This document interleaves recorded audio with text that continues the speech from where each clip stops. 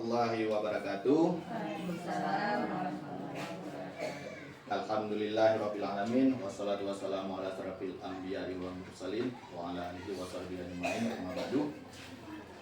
Baik ibu-ibu, pada sore ini kita membuat pertemuan kelompok ini seperti biasanya melakukan pertemuan P2K2 yang dimana sore ini kita akan membahas atau sama-sama belajar yaitu tentang pendidikan, pengasuhan dan pendidikan anak serta perlindungan anak. Baik, di sini kita akan sama-sama belajar bagaimana tipsnya menjadi orang tua hebat. Yang pertama, untuk mengingat hal yang membahagiakan sebagai orang tua. Jadi ibu-ibu di sini tips untuk kita mengajarkan mendidik anak seusia dari balita sampai umur sekolah. Sebelumnya kita harus mengingat dulu hal-hal yang membuat kita itu bahagia. Sebelumnya kita pernah jadi anak-anak, bagaimana kita dibuat bahagia oleh orang tua kita sebelumnya. Seperti memenuhi kemauan si anak, kepingin ini, kepingin itu, diturutin sama orang tua. Begitulah sebelum kita. Dan yang kedua, sejalan antara perbuatan dan perkataan. Maksudnya ibu-ibu kalau menasihati anak, menerapkan suatu aturan kepada anak, itu perkataan ibu harus sesuai dengan perbuatannya ibu. Jadi pola mindset anak ini mudah merekam. Jadi dia apa yang kita ucapkan, apa yang kita perbuatkan, anak selalu ngikutin apa yang dilihatnya. Dan di sini untuk tips menjadi orang tua itu yang lebih baik selalu berusaha melihat hal yang positif kepada dalam diri kita sebagai orang tua supaya bisa kita terapkan sebagai anak. Dan bersikap dan bertutur kata penuh kasih sayang tanpa kekerasan. Ini yang penting. Ini salah satu yang untuk menghindari si anak ini jadi bandel. Banyak kita temukan di luar sana, baik itu anak tetangga, saudara dan lain sebagainya. Si anak mudah berkata kasar, perlakuannya kasar. Itu disebabkan orang tuanya yang sering berkata kasar kepada anaknya. Jadi si anak ini mengikuti tingkah laku kita sebagai orang tua. Baik kita didik anaknya, baik pula nanti dia akan diterapkan sikapnya. Buruk kita yang kasih ke anak, si anak akan buruk kelakuannya.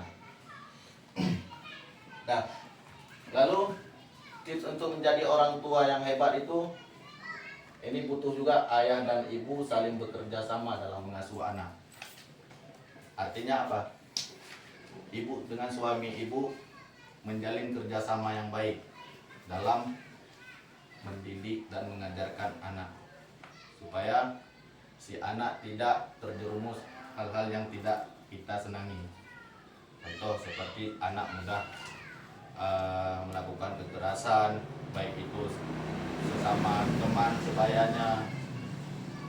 Karena di zaman era ini modern sekarang, pengaruh anak itu sangat besar. Lingkungan, yang pertama lingkungan. Si anak apa yang dilihat mereka senang akan mereka lakukan tanpa pengawasan dari kedua orang tua, baik ayah dan ibu. Lalu ayah dan ibu saling berdiskusi dan memutuskan bersama hal yang terkait pengasuhan anak. Jadi kita di sini mayoritasnya si suami mencari rezeki, jadi nggak sempat melakukan mengontrol si anak. Yang sering di rumah itu yang selalu bersama anak, ibu. Kapan peran suami ini? Ketika si suami sudah pulang. Jadi ibu-ibu ngajak diskusi. Contoh kayak mengerjakan PR-nya, membantu kalau misalnya si anak sekolah di TK, mengajak ngobrol si anak supaya si anak ini merasakan kasih sayang perhatian seorang ayah dan ibu. Lalu ayah dan ibu menghindari perbedaan pendapat dan pertengkaran di hadapan anak. Ini yang sering terjadi. Ibu-ibu dan ayah, tolong ini dihindari depan anak, apalagi usia anak dari umur 2 tahun itu sampai umur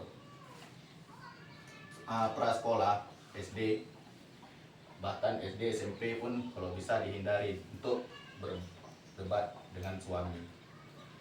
Karena efeknya cukup besar.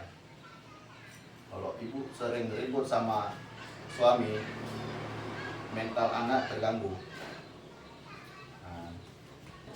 Si anak menjadi keras, menjadi bandel, dan lebih nekat kelakuannya. Baik, di sini kita lanjutkan. Inilah dampak negatif kekerasan pada anak.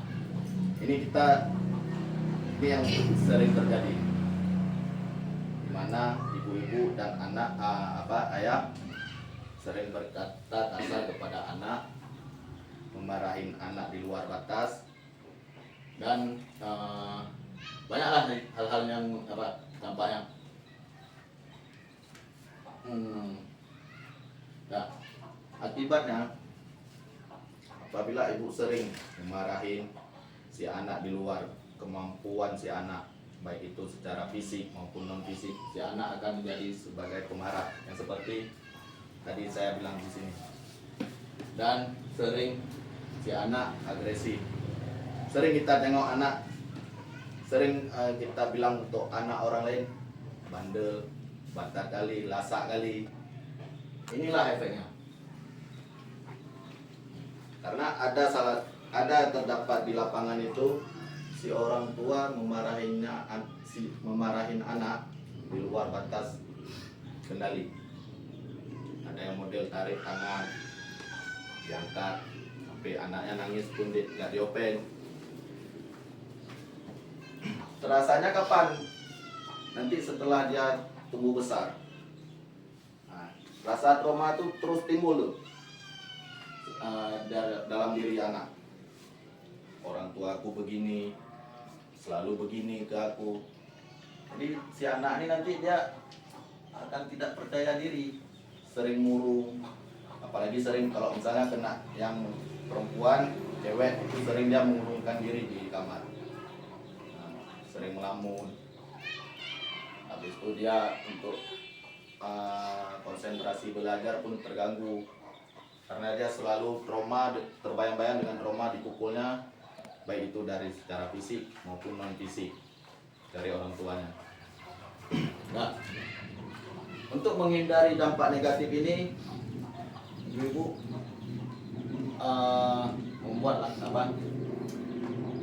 seringlah membuat lingkungan aman itu bagi anak.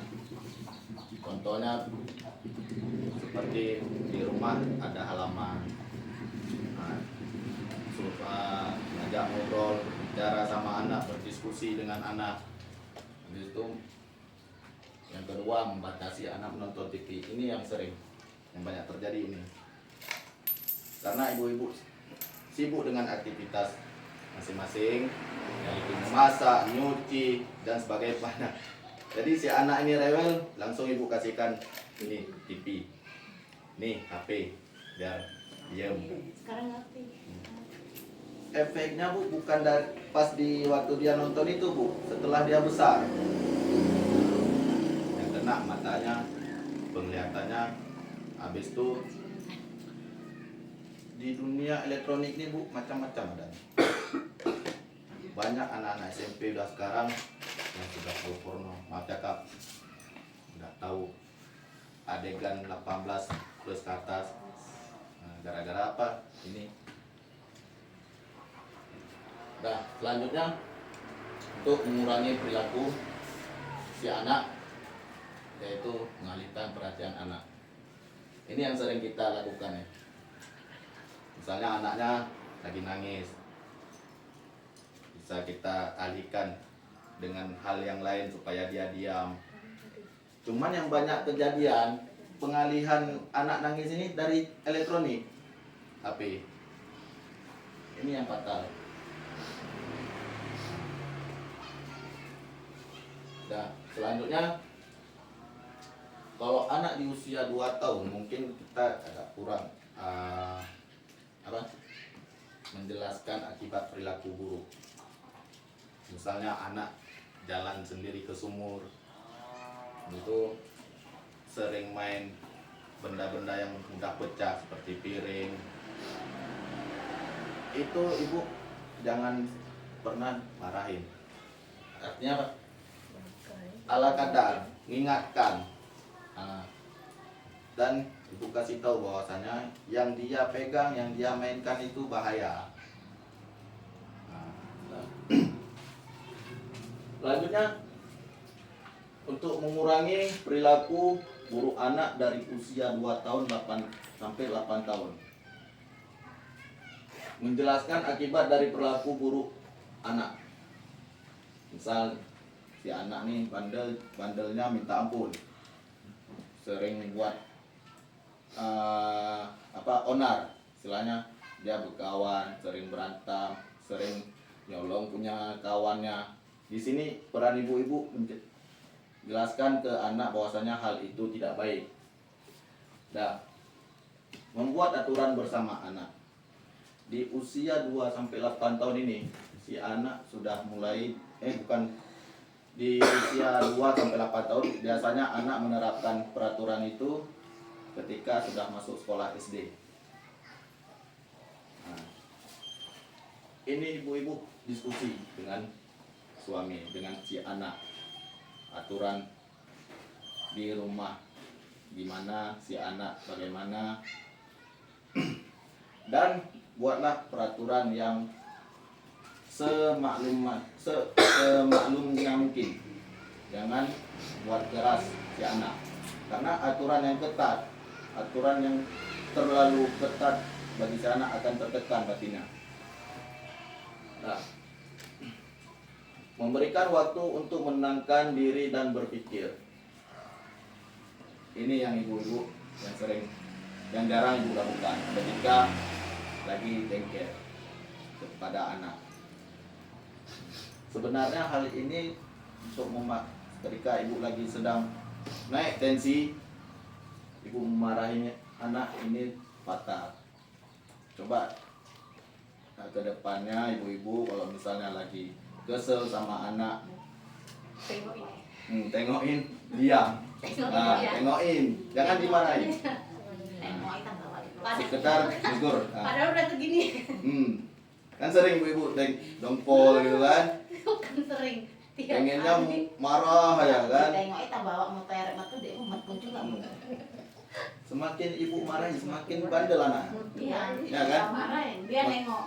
Dia kita tengoki tambah protot di mama itu dia. Nah, Motor itu kan dia. jadi kedepannya coba ibu-ibu terapkan ini untuk jangan dilawan. Misalnya lagi kesel, jangan dilawan, tenangkan diri. Bawa tidur. Bawa tidur. Kesenangan bocah. Kalau ibu marahin nanti tambah bandel dia. Mama aku nggak marah. Marah dia lagi. Udah SMA kelas 3 kok dicari Ini kan kita. Nah, ini kan usia 2 sampai 8 tahun tadi. Nggak ada yang kecil. Bener aja. Nanti kadang ada satu lagi. Jembek cekakek, nggak dikira. Nah, Nggak dikira mau udah deh. Udah deh. Nggak dikira udah nggak minum. yang ibu-ibu alami yang anak SMP, anak SMA di sinilah nih. Nggak dikira lagi mau. Kira tuh mau ada. Kira di kepala dulu mau. Kayak dulu. Yang udah lewat itu dulu. Nah, Mau. kasus untuk anak SMP ini di sini ya. Nah, kalau ini tahu cara ibu ngatasi, si anak akan nurut. menjelaskan akibat dari perilaku buruk si anak. Oh, mudah. Ini kalau sudah SMP, SMA enak kita jelasin. Cuma ya perlu usaha juga. Ini yang jelaskan, jangankan ibu aja, suami harus ikut serta. Nah, supaya si anak ini ada rasa segan terhadap kedua orang tuanya. Dan meminta pendapat anak untuk menentukan seperti apa peraturan yang seharusnya disepakati bersama. Ini biasa diterapkan untuk anak SMP dan SMA. Si anak maunya gimana? Oh, terlalu lewat batas daripada orang tua, cegah. Nggak boleh marah. Ah. Tapi nggak boleh marah, bangnya aja. Semakin dimarahin si anak semakin berontak. Itu aja lah. aja. Mama kok gimana, Ma? Iya. Jadi si anak, kalau kita diamin si anak nanti merasa bersalah. Oh, mama aku kok diem gini ya? Kenapa aku ya? Ah. Anak dulu sekarang nggak ada lagi loh kalau kaki kayak dulu. Jatah. Nah, gimana ibu? Ada yang kurang paham? Udah Pak. Ada. Udah. Jadi, cukup sekian pertemuan kita, lebih dan kurang mohon maaf. Wabillahi taufiq wal hidayah. Wassalamualaikum warahmatullahi wabarakatuh. Waalaikumsalam. Beriman.